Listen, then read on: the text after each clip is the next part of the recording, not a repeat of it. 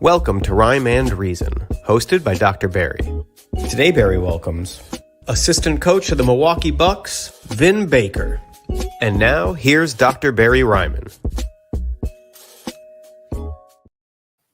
Hey guys, welcome to episode number 22, the Double Deuce on the Rhyme and Reason podcast. Sorry for the late start today.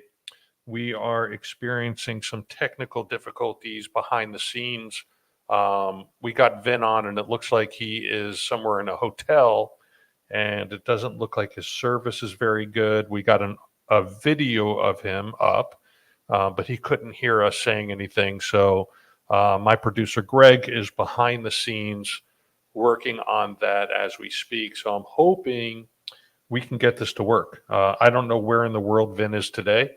But based off the video I just saw of him, it looked like he was in some kind of hotel and potentially even maybe using his phone as the video source. So, with that being said, what a week. It's good to be back here. It is really good to be hosting this show again. And I'm even more excited for the guest I have on today.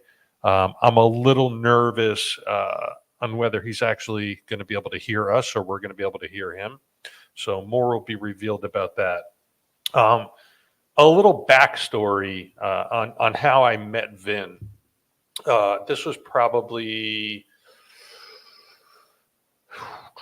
5 years ago or so. I was driving home from work, and most of anybody who tunes into this show already knows that I like sports, and so I was listening to some sports talk radio, and I don't think Vin even knows the story, but I was listening to the Dan Le Batard show, and he was interviewing Vin Baker. The Milwaukee Bucks, I believe, were in town that night to play the Heat, and so it was just apropos that they had Vin on, and he was telling the most amazing story of redemption.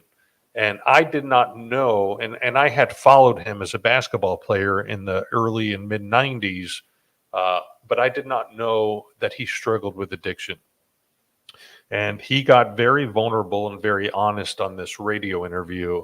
And I had pulled up to my house, and I literally just parked in my driveway, and I stayed in my car to finish out this interview. It went on for like another 15 minutes. And I went inside just saying to myself, I somehow need to get in touch with Mr. Vin Baker. And I wasn't sure how I was going to do it. So he had talked about on this radio interview, the Bouncing Back Foundation. So I looked that up, and I found this guy. His name is RJ. I found his phone number. And I said, what the hell? I'm going to give this a shot. And I give RJ a call, and RJ actually answers. And I must have sounded like a crazy person. I said, look, RJ, my name is Barry, and I was just driving home, and I was listening to this radio interview, and Vin Baker was on, and I need to meet this guy. And he kind of said to me, like, who the F are you? And I said, I'm so-and-so. I'm in recovery. Just his story really resonated with me. And I wound up staying on the phone with RJ, I don't know, for about 45 minutes. And the Heat game was on, and we were talking trash back and forth. He was going for Milwaukee, and I was going for Miami. And at the end of the conversation, he says, look, I'm going to see Vin this weekend. I'll let him know that I spoke with you, and if he's interested, I'll connect the two of you guys. And I said, all right, sounds great. That's the best I could hope for. And sure enough, on Sunday, I got put into a group message with Vin and RJ, and that was the blossoming of what I would consider a pretty good friendship. I wound up talking on the phone with Vin. We spoke for a while. We talked recovery. We talked all things. And for as many differences of our history, our past, right, I've never been a NBA player. I didn't grow up in the spotlight. I'm not 7 feet tall. Right? There was one common bond we had, which was the disease of addiction. And the Bucks, of course, were in the playoffs that year. And I wanted to arrange a meeting with Vin. And then eventually, I believe they got knocked out of the Eastern Conference Finals. So it took us till April or May. And Vin hopped on a plane and actually flew out to Austin and met me out there and toured around Recovery Unplugged. And we've been, close ever since. He is a phenomenal human being. Forget about all of his accolades, and we'll discuss them, but forget about that for a second. He has a heart of gold. He is humble. He does not forget where he came from. This guy is 7 feet tall, and we'll get into this story, but he became a barista at Starbucks after his NBA career, before rejoining the Milwaukee Bucks in his current role.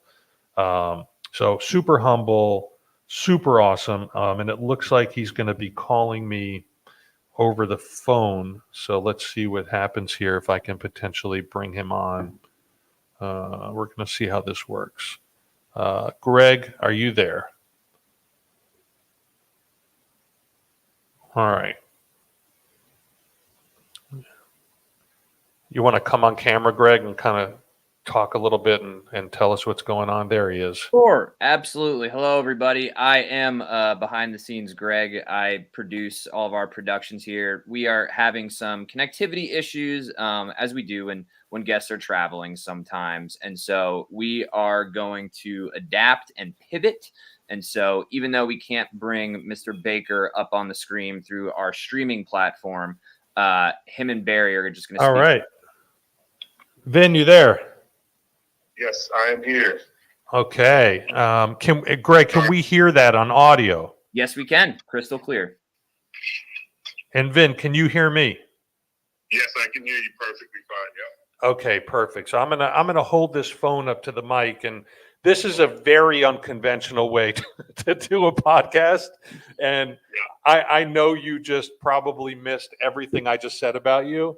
So I'm gonna give you a quick recap, because I'm not even sure you know this story or not. And I probably shared it with you once or twice, but we're going to talk about it again. I was sharing with the listeners how I came to get in touch with you. And this was probably 4 or 5 years ago. I was driving home from work, and you were being interviewed. I think it was the Dan Le Batard show. And the Milwaukee Bucks were in town to play the Miami Heat, which is why you were playing, on the radio down here. And you were so candid and so honest with the things that you had to say. And I remember, as being in high school and following you when you were in the NBA in the early 90s. And to me, it was like, wow, this guy has struggles with addiction. I never knew this. I didn't understand the concept of that. I had no idea that you had struggled. So I sat in my car then, and I finished that interview. I had gotten home, and I sat another 15 minutes on my driveway because of what you were sharing was so compelling. So I ran inside, and I researched your foundation, and I found RJ's phone number, and I contacted RJ, and like a crazy person, he thought I was nuts. Oh, I'm Dr. Barry, and I have to meet Vin. And he's like, who are you? And I told him the whole story, and we wound up talking for 45 minutes. The Heat game was on in the background. So, he was talking all this stuff about Milwaukee, and I was rooting for the Heat. And he's like, look, I'll tell you what, I'm going to meet Vin sometime this weekend. I'll see him. I'm going to tell him that, you called, and if he's interested, I'll put you in a group message together. And that was the start. And I don't know if you knew that. I don't know, if you understood how I actually got in touch with you, but that was the story behind it. Yeah, no, I do know that. I do know that, Dr. Barry, and we've been great friends ever since. I'm grateful that I got an opportunity to be on the call today. I'm grateful for you. Obviously, grateful for my sobriety and us meeting at this place in our lives. So, really ecstatic to be on the show today. I'm sorry with the technical difficulties, but I think I can share with my voice. I'm just, again, grateful for the opportunity and grateful for you, Dr. Barry, and us meeting as friends. And I do know that story, how RJ connected with you, and it's a great story. I thought so too. And listen, for all the listeners that are out there, like, if something resonates with you, and this is in life, right? Normally, that's a gut instinct that you should try to go after that. And that's not always the case, right? I mean, I could resonate with Michael Jordan, and I'm not going to get in touch with him that night. but which I wouldn't resonate with Michael Jordan. I prefer you, Vin. So we'll just you're well, Michael's my big bro. He's a good person to resonate with too. Listen, you're my favorite gold medalist. We'll leave it at that. Thank you, Dr. Barry. So I just want to say, number one, where are you right now? So I'm taking a mini vacation, and took a few days off. I went to Greece earlier in the summertime to spend some time with Giannis prior to him going to play in the Euros, and then I had the opportunity to coach the Milwaukee Bucks summer league team this year. So just taking a few days off, and I'll be back to work on Monday, but take a couple of days off just to relax and have a good conversation with you. I love that, man. And what do you do, Vin, typically to relax? Are you laying by the pool? Are you reading the book? What are you doing to relax? Like, what does that look like for you? So typically, Dr. Bear, I just like to, sleep and watch TV. I don't do, the NBA season is so filled with entertainment. The time is really a lot as far as practices, games, travel. So there's really not a lot of time during the season to really get away. So when I do get the opportunity, and I've been pretty much going the last 3 or 4 years, traveling to Greece quite a bit with Giannis, working the summer league as well with the Bucks. So it's been really, nonstop for me, which is a total blessing. I'm no complaints here. But when I do get the chance for some R&R, it's really kind of reading, relaxing, and I've gotten a chance to teach a few Bible studies at my dad's church over the phone. So it's just been real relaxing for me.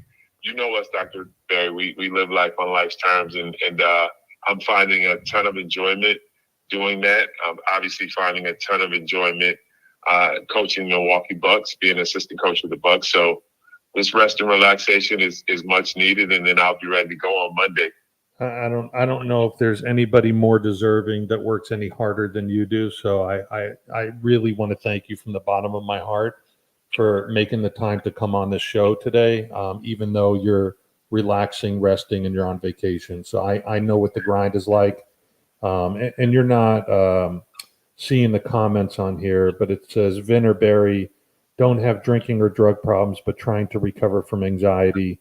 Don't know how to on most days, but sometimes I can handle it, but sometimes I can't. How do you guys do it on and off the floor? So, and you're not unfortunately seeing the comments that are coming in, but I'm going to try to relay them this way so you get an idea of what the listeners are saying. And to that point, everybody, in my opinion, has got to have some kind of hobby. And I'll tell you, I just recently took up golf, and it's a really good thing because I'm flying to Milwaukee for your golf tournament on Monday, August 29th. So I've been taking lessons. I've had 6 lessons, and I've played so far 18 holes of golf. And, I'm going to try to come out there and not embarrass myself. But I do believe that, some kind of hobby, some kind of stress relief. And, for anybody, whether it's the gym, I was with my trainer this morning working out, we have to get out of our own heads. If we live in our heads, it becomes a bad neighborhood. What are your thoughts on that? No, I agree, Dr. Barry. I love to be in the gym, working out, guys. In the off days when we don't have games, guys will call and we'll get in the gym and get like an hour in. I also like to, I like to teach Bible study at my dad's church. We're still doing conference calls.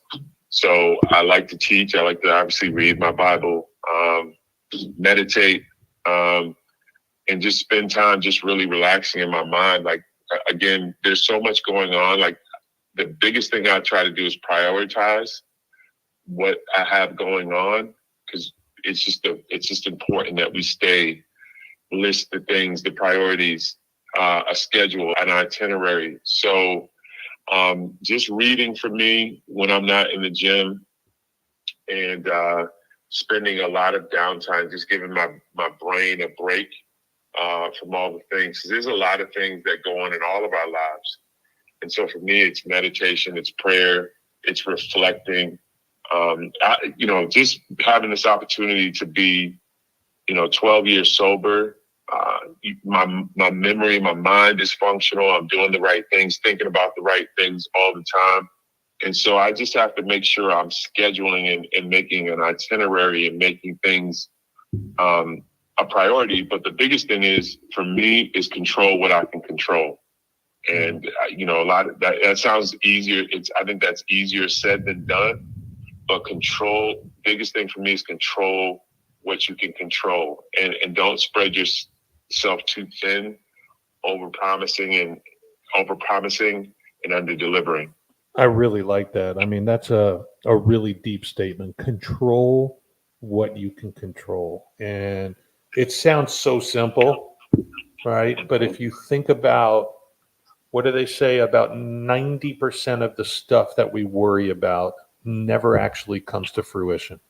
And I know there's people out there that need to hear this right now.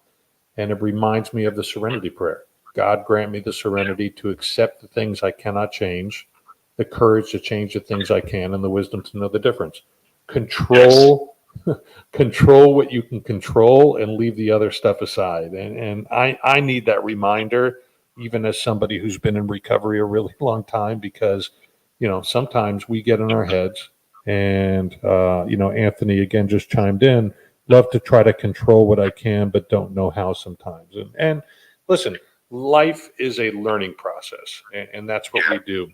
I want to pivot a little bit, Vin, because normally today I just kind of gave an intro of how I met you, but I didn't tell the listeners, who maybe aren't familiar with basketball or your story, who you are. So, just so you guys know, Vin was an NBA first-round draft pick in 1993. If my memory serves me correct, he was at the University of Hartford, which hadn't seen a star like him in forever, right? I mean, I remember you shared with me or showed me just covers of you on Sports Illustrated and the different magazines that you were in, because you were larger than life. Your personality, your size. And the likes of the University of Hartford had never seen an athlete like you before. But anyways, he went in the first round, had an amazing NBA career, was drafted by the Milwaukee Bucks, and then played for them for a number of years, and then eventually got traded to, and you can correct me if I'm wrong, because I'm not looking at Wikipedia now. I'm kind of doing this by memory, but you were traded to the Seattle Supersonics for Shawn Kemp. Who was also larger than life. I remember that. I think I had a pair of his sneakers when I was a kid.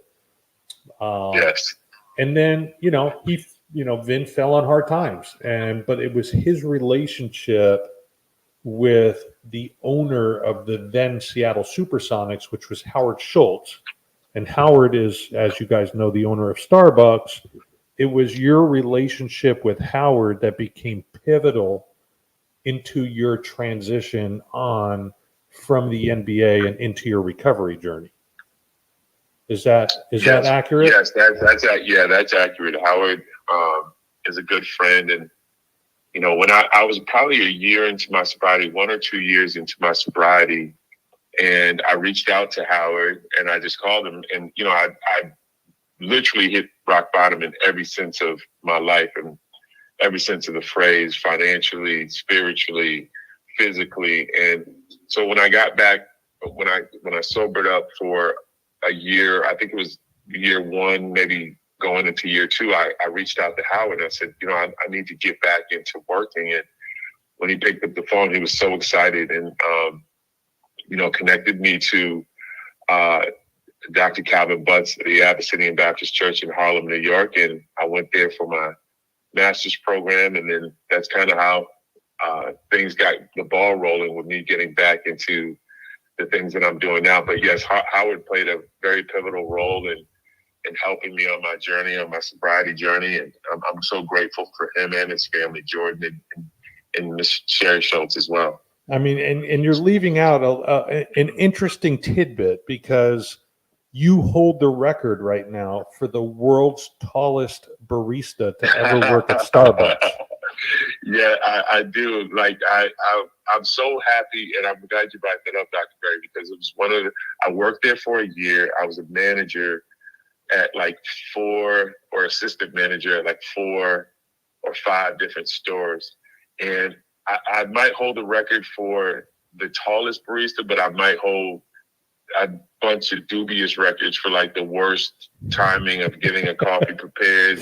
Like I was like so out of my element, trying to be, and I was trying to be great. It wasn't like I was just going through the motion. I was trying to be great at my job, great at my craft, great at my profession. But it was just a great, great moment in my life where I learned so much from being at Starbucks. Like the humility part, like it was amazing because people would come into the store when I first started working there. I was working in Kingston, Rhode Island, and I was training. And people would come in the store and look at me. And I'm only 45 minutes from Connecticut, from my hometown, and like an hour from Hartford.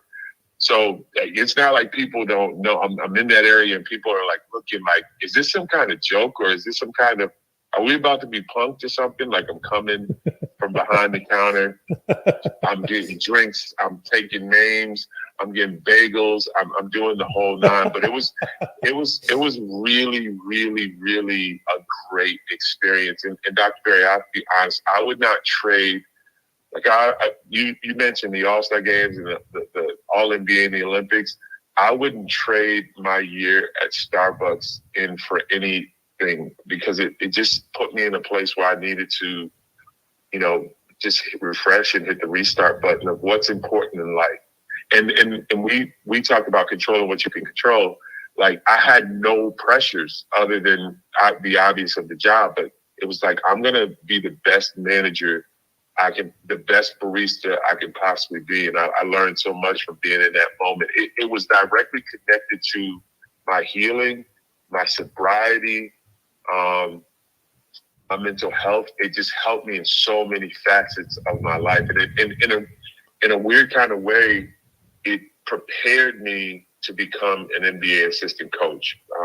And it just in so many different ways. But I'm so grateful for that moment and season in my life. It's anything that I can say, well, how did you get back with the Bucks? There's a ton of ways I could say I got to coach a world championship basketball team. But I will tell you that a large part of it started with my journey at Starbucks. I think it's really interesting that you say that. And just to kind of provide a little bit of background for the listeners that don't know your story, you were not just a bench warmer in the NBA. You made, $100 million playing in the NBA, between contracts and endorsements and all that stuff. So if we want to talk about one of my favorite words, which is humility, okay, and listen, I'm going to tell you this, right? I became a doctor of psychology. However, when I was early in recovery and I was in grad school, I worked as a shift manager at Einstein Brothers Bagels, okay? And I'd get there at, I'd wake up at 5 a.m. I was there at 5:30 in the morning, and it introduced me to what real life was like, to be a part of something, right? Bob would come in and Bob would be like, "Hey, Barry." I'd be like, "Hey, Bob," the usual. Like I felt like for the first time I fit. But then I would have, kids that I grew up with that were now already attorneys. They're in medical school. They're in law school. And I'm asking them if they want their bagel scooped and toasted. You know what I mean? And I never shared with one person while I worked for those 3.5 years at Einstein's. I never shared with one of the customers that I was in grad school to become a doctor.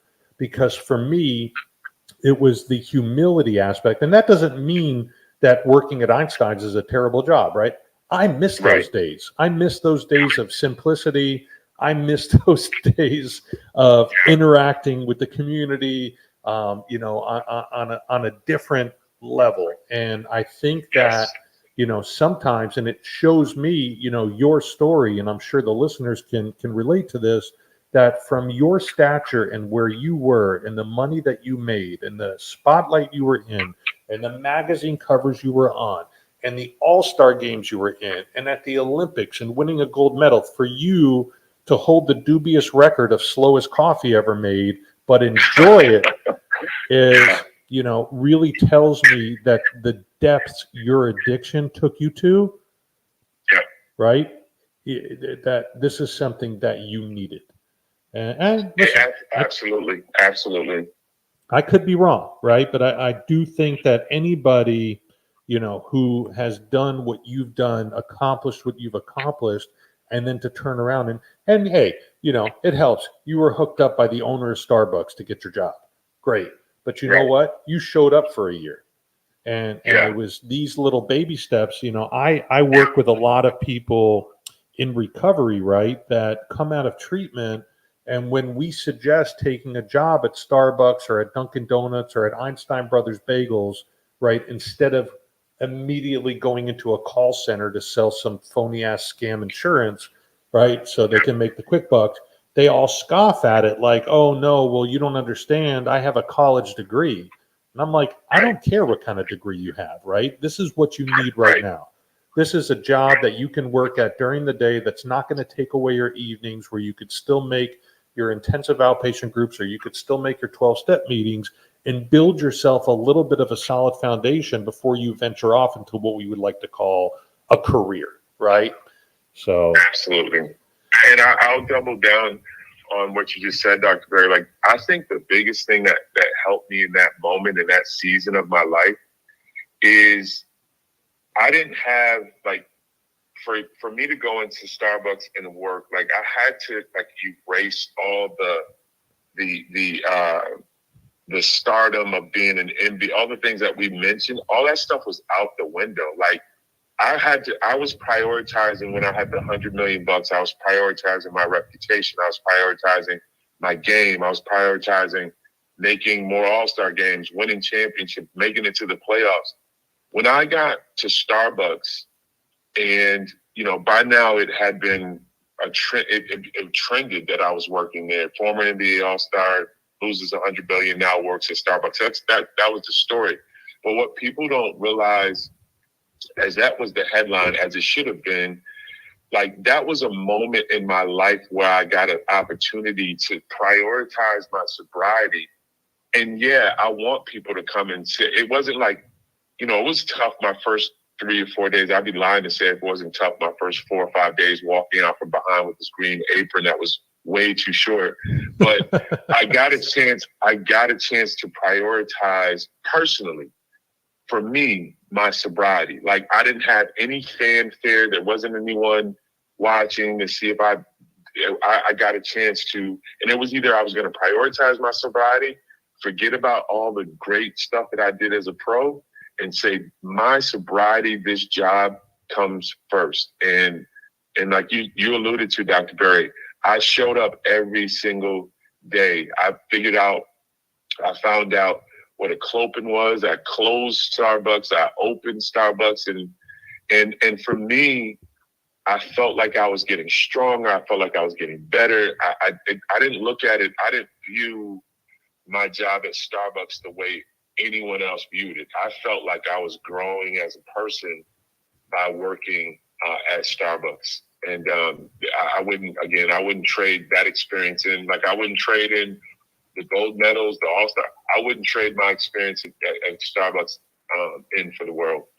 And then you wound up writing a book, God and Starbucks, right? I believe it was, let me see, God and Starbucks. It was an NBA superstar's journey through addiction and recovery.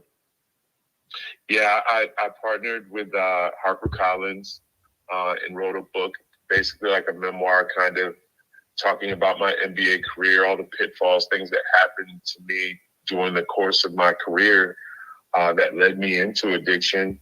And then I talked about, how I, found my sobriety. It took a while. It was a journey. And so the book was just an opportunity for me to share my story so that, we're not professional athletes sometimes have this aura of invincibility. And so God and Starbucks, the book I wrote, is just talking about we're not invincible. We're susceptible to anything at any time, any disease, anything can happen in our lives. But more importantly, how do we start? How do we change our lives around? How do we use what we have and use what we've been through to come through what we need to come through. Through my research, I just found a quote from Howard Schultz, the CEO and founder of Starbucks, and it says, "I have known Vin Baker for a very long time, going back to his days as an enormously likable and talented professional basketball player who struggles with addiction and anxiety, derailed what may have been a magnificent NBA career. I have also had the pleasure of watching Vin humbly and heroically rebuild his life from the ground up.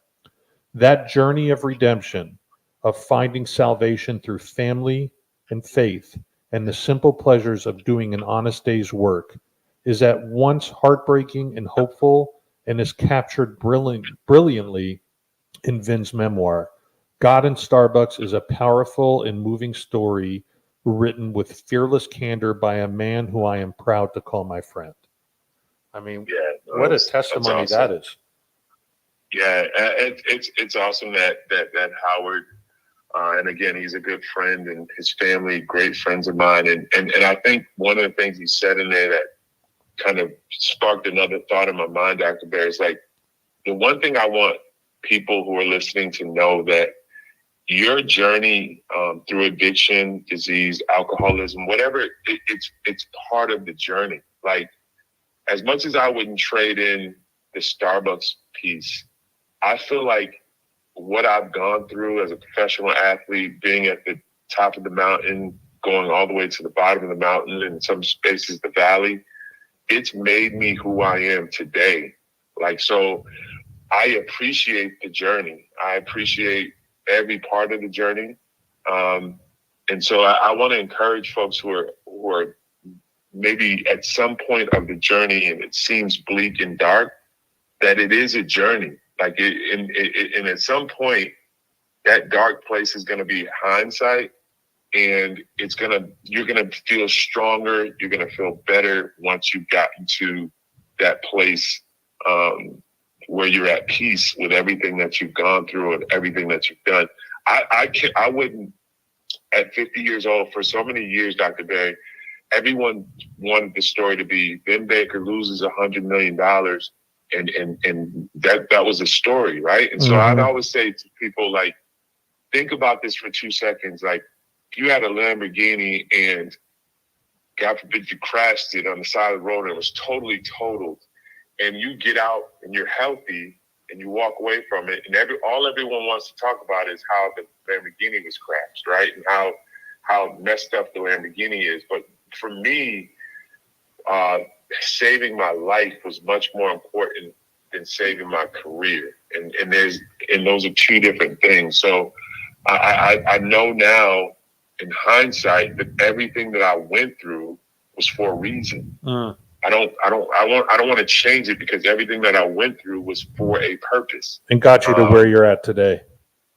And got me to where I'm at today. And as you know, I don't know if you were going to mention this, Dr. Bear, as you know, with the foundation and now with the recovery centers, it's just, there's opening up 2 recovery centers in Wisconsin is amazing. I wouldn't have been able to write this story myself. And so I'm so blessed to have gone through what I've gone through. And now I have the opportunity to pay it forward. I have the opportunity to go back and help save my brothers and sisters. Yes, sir. I mean, we're definitely going to get to that. I want to hear, in your estimation, essentially what, and this is just for the listeners to know where you come from. Like, what was how would you classify your bottom? What did that look like? What led you out of the NBA? What led you to get to a place where you became so desperate and willing to get help? What did your life look like at that point?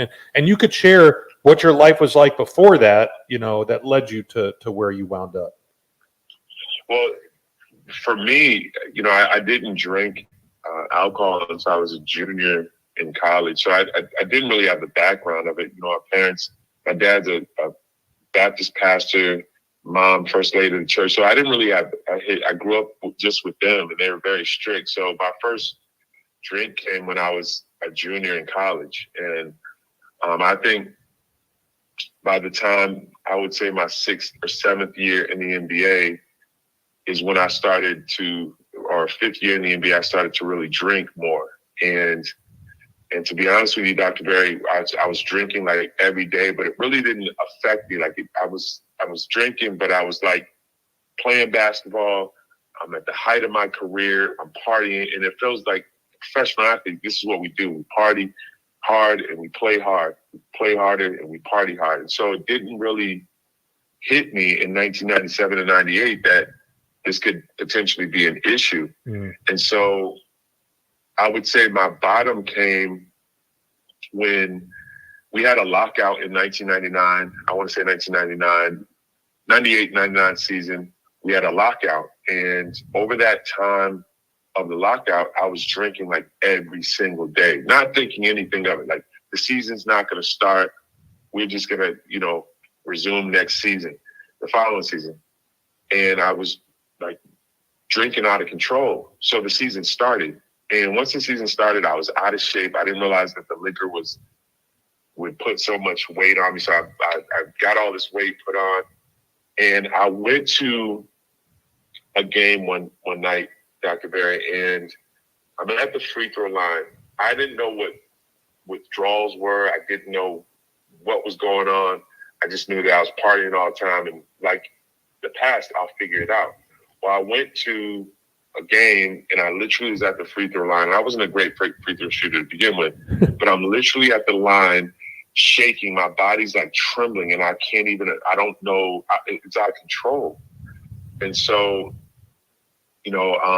I realized at that point that I was having withdrawals. And so one of the low points was me realizing that I had to drink alcohol, thinking I had to drink alcohol prior to games in order to stop the shakes. So that was a real low point of my career in life, was having to drink alcohol prior to basketball games in order for me to be normal. And the tough part for me wasn't like, I did it obviously, but the tough part for me was like, I can't tell anyone that I'm sick. I can't tell anyone that I have to drink alcohol prior to games just to be functional. Mm-hmm. And so I literally lived a whole season or half a season that year drinking prior to games. It was just it was just a really, and then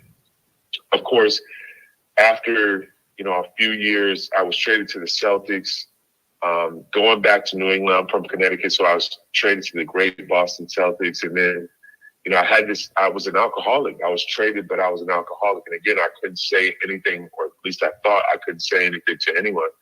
And I would say my professional low point, one of them came when the Boston Celtics had to terminate my contract because of the alcoholism.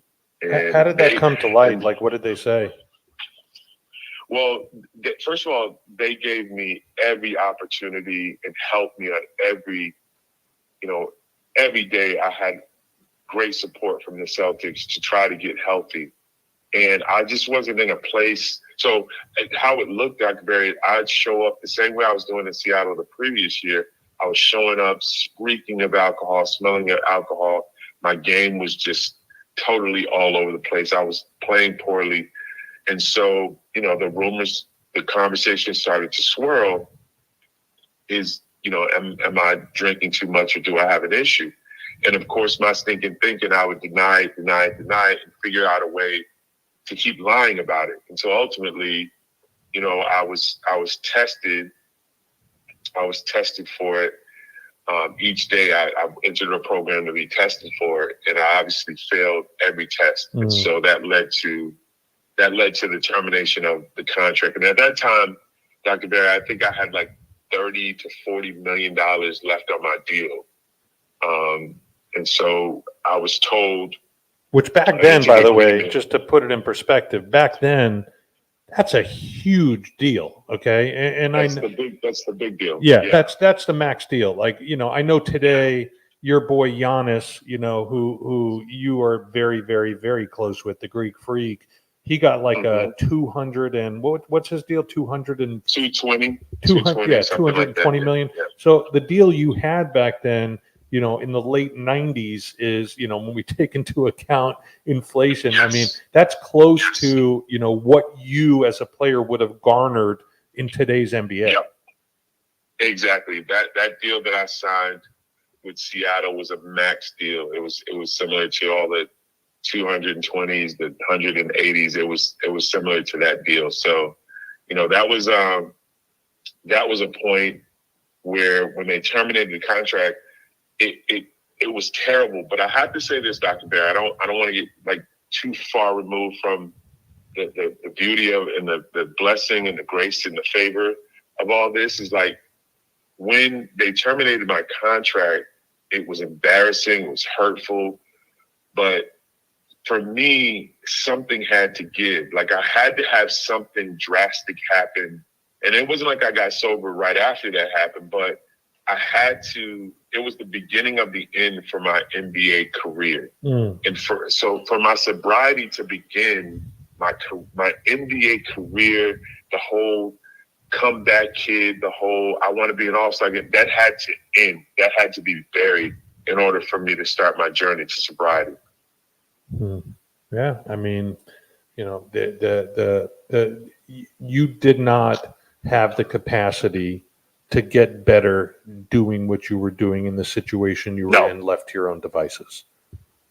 Not at all. And it's very difficult, and I will say this on record, Dr. Barry, it's not impossible, but when you're in a situation where it's your career, your family, or the addiction, I will go on record and saying prioritize the addiction. Too often, like in my case, I was trying to salvage my career, salvage my reputation. And by salvaging those things, I kept finding myself needing to medicate more, needing to drink more. So one had to go in order for one to live. In my career, I had to say, you know what, for this moment in my life, my season of my life, this NBA thing, and I was forced into it. That wasn't a decision. I was forced into it. I kind of stumbled for years. After I was terminated, my contract was terminated by the Celtics. Interestingly enough, because I had talent still, Dr. Barry, teams were calling. Like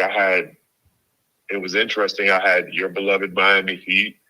I had the New York Knicks, the Toronto Raptors, the Detroit Pistons, because I still had some talent. And, you know, if you got talent and in the league, and it was alcohol, so most people thought that we can fix that. You know, we can get past if it's not something deeper than alcoholism, maybe we can work with him and get him back on the right path.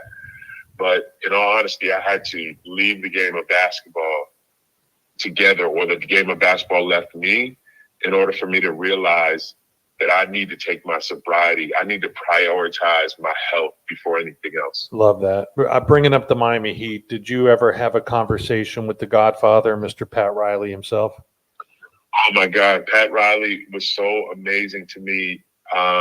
It was like, I'm not making this up. No one will understand this, but I'm going to say this is a fact.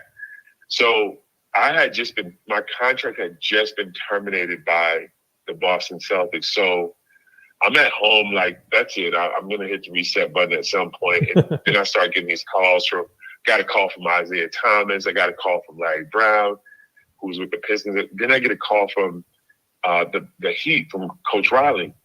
And I flew down to Miami to meet with the Miami Heat. And I kid you not, Dr. Barry, like I met him at some great restaurant. It was just me and him. He brought me like 2 books, and he brought me a laminated poem. I'm not making this up, with my name in it. I was too done. I'm like, this is the greatest. Like a laminated poem, 2 books. We're going to help you out. We're going to take care of you. And it was just, I will always, I don't know if Coach Riley knows that or remembers that story, but the whole laminated poem thing blew my mind. But I ended up. I'm pretty sure he's putting one of those laminated poems together right now for Kevin Durant, but I could be wrong. Listen, since my laminated poems, he's put a lot of them together. They've had great success, but I ended up choosing New York. I ended up choosing New York at the time, because at that time Miami hadn't become Miami, right? Yeah. They I think this was pre-Shaquille. Oh yeah, Shaquille was 2000, yes. 2003. Yeah. So, but it was like special. I always, have a great love for Coach Riley, because it was genuine. It wasn't like he just popped up and we're the Miami Heat. This is Pat Riley, man. Like the Godfather. Magic Johnson, Kareem, the Godfather, bro. Yeah. He took time out of his day to bring me this bag with books and a laminated poem with my name in it. I'll always remember that, man. Like, always have love for Pat Riley. That's awesome. All right, so we're going to get into closer to present day, because I want you to be able to definitely plug your new treatment centers that are opening. I want you to talk about your foundation. Before we do that, tell me about your journey. You get sober, you go away to treatment. I believe you became an ordained minister at one point. You worked at Starbucks. How did you get back involved with the Milwaukee Bucks? Yeah, so I was close with Jason. Jason Kidd is my Olympic teammate. I was close with one of the assistant Coach Gerg, John Horst, our general manager, great friend of mine. And so I had friends within the organization. And I first came back, they would fly me in town to just speak with the team. J. Kidd flew me in once to speak with the team. And so I just started doing appearances for the team. Peter Fagan, our president, great friend, gave me this opportunity to do pre and post game. Like, I started, I had to build the trust back, Dr. Barry. It didn't happen overnight. So I was getting these appearances to come back and, do autograph sessions. And then they offered me a job to, do pre and post game with Fox. And I was in a place to do it spiritually, physically, mentally. I know the game of basketball. And so they gave me a job to come back and do pre and post game. And interestingly enough, when I was there for that whole year, I was also like bootleg kind of coaching. I'd be at practices every day, shagging basketballs. And then at night, I would go into the booth and do my day job, my job that they gave me. And so interestingly enough, when Jason was fired, a couple of the players, Jabari Parker and a couple other players, were like, Vin, we want Vin to come down and kind of be our player development coach. And I moved from the booth to the sideline. And at the end of the year, the interim coach was let go as well. And then we obviously gave the job to Coach Bud.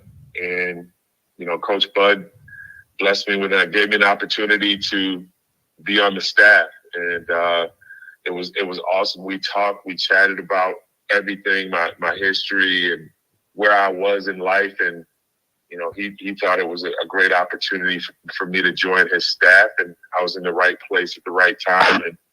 And the rest is kind of history as far as what the Bucks have done as an organization. But it all started with, me coming back and forth, doing appearances.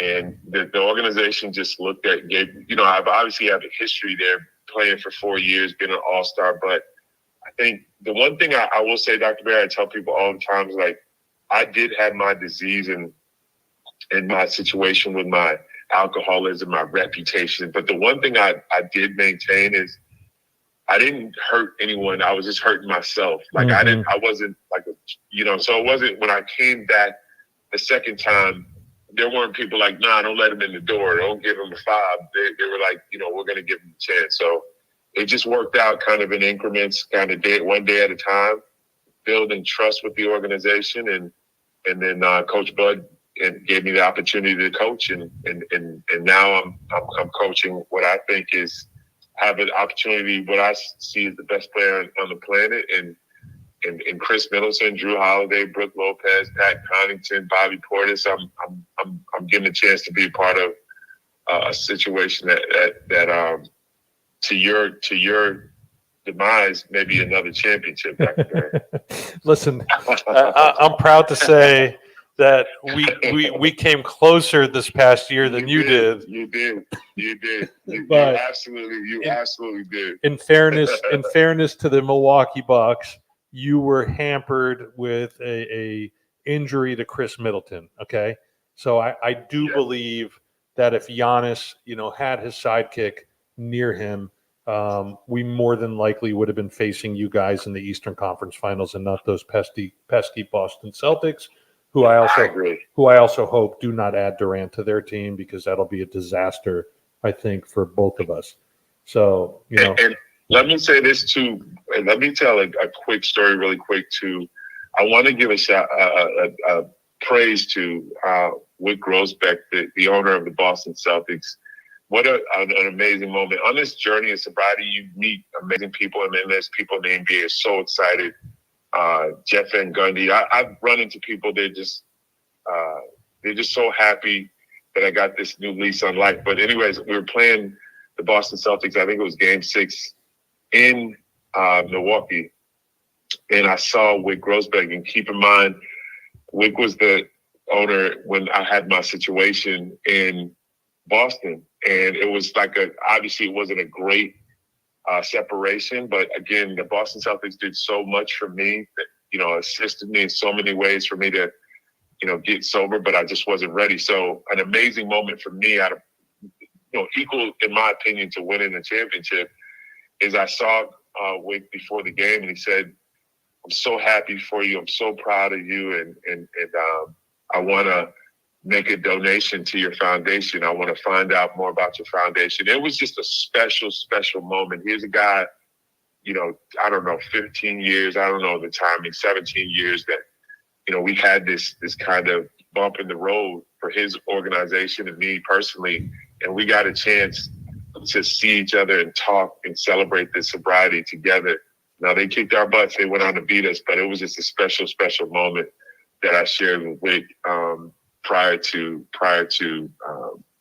playing them that night. So as well as I do, Dr. Barry, like living life on life terms and living a sober life, there's a lot of wonderful benefits, a lot of wonderful people that will help and want you to do well. So I just wanted to share that quick story and there's a lot of those, but that one kind of resonates with me because we were talking about the Celtics and the low point of my life. I love that, man. Everybody likes a feel-good story, and I'm sure, him seeing you so many years later, to see where you're at today, to see where, you lived your potential.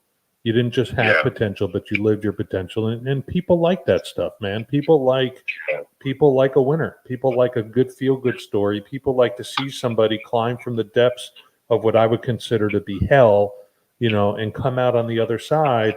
And, really, and what you do, Vin, you don't just show up to work every day. You help others, okay, on and off the court, right? And I know you've taken, and I would agree with you, probably the best player currently on the planet, which is Giannis Antetokounmpo. You've become his big brother, right? You've become that person to him that is, that he turns to. I mean, you were in, I remember last year, and I know you mentioned this year was shorter, but I think last year, weren't you in Greece with him for a number of weeks? Yes. I'm officially a citizen. I haven't got my paperwork done, but I'm an official citizen in Greece. I spend quite a bit of time with Giannis and Thanasis and his whole family, Kostas and Alex, and they're just wonderful people. What a freaking talented family, man. He's got like 85 brothers that all play in the NBA. Exactly. And 3 of them play for us, so we're very Wait, you have 3 now? I thought you only had 2. We have Alex, the youngest, is going to be playing with our G League affiliate, the Wisconsin Herd. So we're pretty pumped to have all 3 of them on the roster. You need to stop hogging the Greek freaks, okay? spread some love. They're ours, man. They're ours. I'm going to call Riley to make a little laminate poem for one of the brothers. All right, so let's talk real quick. we have a few more minutes because we started late. I want to hear, and I want you to tell everybody about, first off, your foundation. And this is another point where I said you're helping people off the court. Tell us a little bit about your foundation and how people can find that. Yeah, so we started our foundation, Bouncing Back. Me and my best friend, RJ Bunch, years ago, started this foundation to help those folks struggling with addiction and recovery, not just the people that need the help with addiction, but also families, children. And, obviously I lived it throughout my whole NBA career. And so it was important for me, Dr. Barry, to get this platform. Now that I have this platform, I've been blessed with a new lease on life, is to start a foundation that really hits home and resonates with me and my story. And we started the Bouncing Back Foundation 5-6 years ago to, again, help raise money for those people who don't have the opportunity or don't have the insurance or don't have the money to get into programs, to get into Recovery Unplugged, to get into Vin Baker Recovery, to, provide scholarships for those individuals, to get in those places. So, and then I met some amazing people: Michael Erico, Charles Rogers, Steve Garrow, my partners. We had a conversation months ago last year during the playoffs, and met these amazing people. And we're going to open up 2 recovery centers in Milwaukee. Vin Baker Recovery will be in Milwaukee, and there will be a Vin Baker Recovery in Green Bay. And so those will be opened at the beginning of the year. And I'm excited, man, like more excited than I've ever been about anything in my life, just from the standpoint I get an opportunity to help people out. And it's going to be amazing. Charles worked hard, Michael's worked hard, Steve's worked hard, RJ's worked hard. And we've got a great mentor. I want to say this: we have a great mentor in Recovery Unplugged, and great partners and great brothers in Recovery Unplugged as well. So this story has come. It doesn't, a lot of times, Dr. Barry, this as well as I do, these stories don't come full circle, but they have an opportunity to. And I have a very unique platform, a very unique testimony. And I'm going to use that platform and use that testimony to save as many lives as I can. I'd love to win another championship. I'd love to be Giannis's coach forever and Chris's coach forever. But to be perfectly honest with you, Dr. Barry, my lifetime goal is to get as many people sober as possible. And so I will continue to work with my partners at Vin Baker Recovery. I'll continue to work with you, Dr. Barry. And this is a time in our lives and in our country and in the world, really, where, opioid use and so many things with addiction have now slid under the radar with COVID and everything else that's happening. And now we need these centers. We need this help more than ever. And so I'm grateful to have this opportunity to open these centers. I'm grateful for Bouncing Back. We're having a golf tournament August 29th. That you already talked about, Dr. Barry. We're going to raise some money for, again, some more scholarships to get people into our IOP centers and get them healthy. So yep, and Recovery Unplugged is one of the sponsors, and we're offering a 30-day inpatient treatment stay, being donated to your foundation. I look forward to making it that way, and hopefully, and I say hopefully with fingers crossed, I'm getting in as many lessons as I can. I had one yesterday. I'm playing golf on Friday. I just don't want to embarrass myself. So you're gonna be great. Listen, Dr. Ray, you're gonna be better than, I promise you this, 50% of the people that will be there. But I do want to say this. It's bouncingbackfoundation.org for those people who wanted it. We had it. We actually had it pasted across the screen. I know you can't see it. Okay, awesome. But all the listeners are able to click on that link. And I'll say, man, I don't know how good you are in golf. You've already beaten me in one-on-one at our Lake Worth facility. I'm sure you remember that. when we balled out. Yeah. We only played to Yeah. one, but you beat me. I have a video proof of Vin Baker taking down the good old Dr. Barry on the basketball court.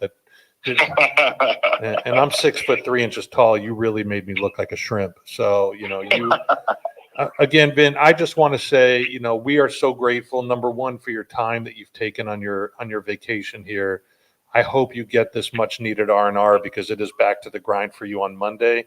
I'm even happier to say I'll be flying into Milwaukee next weekend on Sunday. I will see you in your hometown. I'm looking forward to that. I haven't seen you, I think, since probably it's been almost 2 years because of COVID. Yeah. Yep.